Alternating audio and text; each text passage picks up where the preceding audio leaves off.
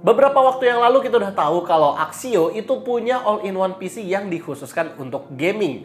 Jadi di belakang monitornya itu ada full set PC beserta dengan GPU-nya juga. Tapi waktu itu kita bahasnya kan yang Core i3 12100 dengan GTX 1650 nih. Gimana kalau kita bahas yang Core i5 12400 dengan Intel Arc A380?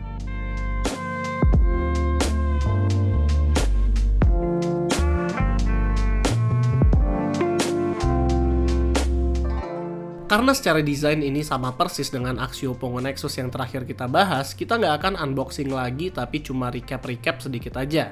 Secara overall ini adalah monitor besar yang desainnya itu sangat gaming. Kakinya ini berbentuk huruf V, ya belakangnya ada logo Axio Pongo dengan corak yang gaming banget dan monitornya juga lumayan tebal karena ada PC full set di bagian belakang.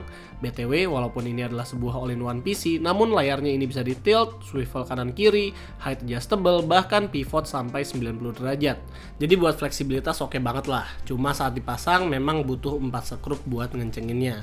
Konektivitas masih sama dengan SKU yang sebelumnya kita bahas, di mana ada 2 USB 3.2 Gen 1, 1 USB 3.2 Gen 2 Type-C, dan audio combo jack di sebelah kanan all-in-one-nya, dan ada pula di bagian belakang, di mana ada audio separated jack, 4 USB 3.2 Gen 1 Type A, 1 LAN port RJ45 dan power port yang bentuknya seperti PS2 port. Kalau di GPU-nya sih dia ada 1 additional HDMI port dan 2 display port yang berarti bisa nambah sampai 3 monitor lagi. Monitornya sendiri berukuran 27 inch beresolusi 2K IPS 180Hz dengan color gamut yang udah lumayan oke.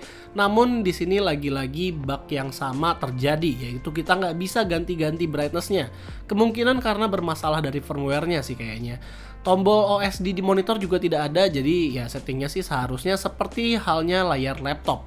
All-in-one PC ini juga dibekali 5 watt speaker stereo yang suaranya itu ya not bad.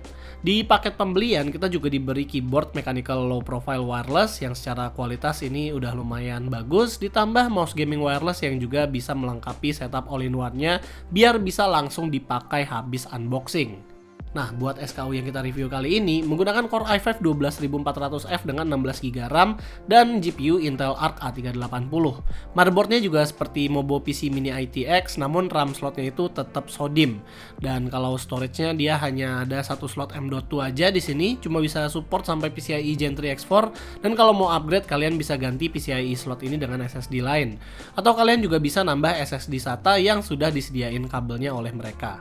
Performa CPU-nya kurang lebih sama dengan Core i5 12400F biasa yang kita suka pakai untuk build PC, cuman di sini konsistensinya kurang kejaga aja. Dimana 10 kali run Cinebench R15 itu punya performa yang kurang stabil. Performa GPU-nya juga ya kurang lebih sama dengan GTX 1650 yang SKU kita review kemarin, jadi kemungkinan kita bakal susah buat gaming 2K di all-in-one ini.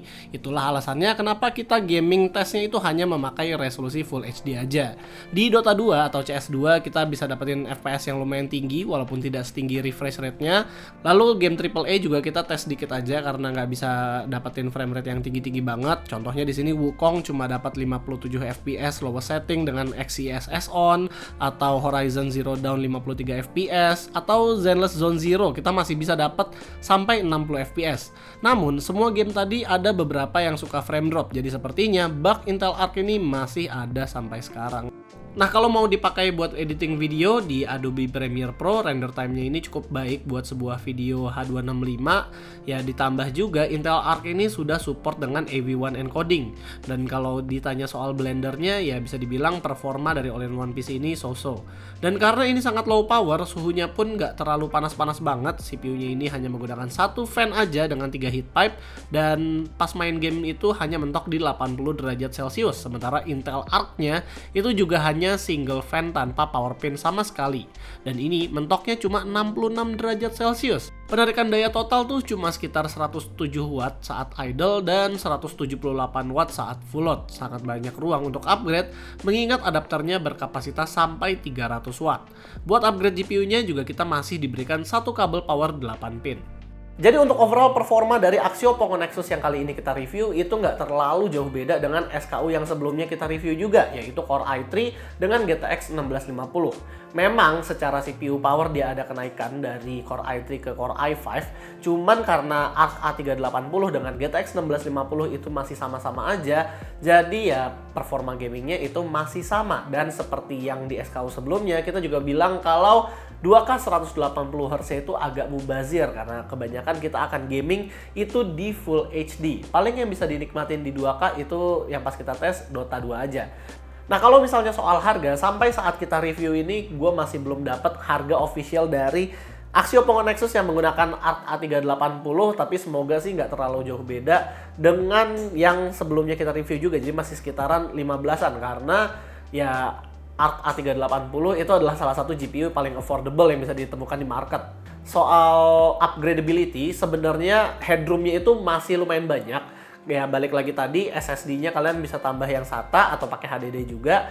Atau untuk GPU, kita masih punya headroom untuk upgrade GPU yang nggak terlalu besar seperti RTX 4060 ini, asalkan power pin-nya itu masih belum yang 12 VHPWR. Nah, kalau misalnya Axio Poco Nexus ini sendiri digaransikan oleh Axio sampai 3 tahun. Dan kalau kalian ingin cek Axio Poco Nexus bisa di kolom deskripsi di bawah. Paling itu aja sih sebenarnya video kita kali ini. Kalau kalian suka dengan videonya, jangan lupa untuk kasih kita like, share, dan subscribe. Dan di sini gue Rizky. Always stay safe and stay healthy.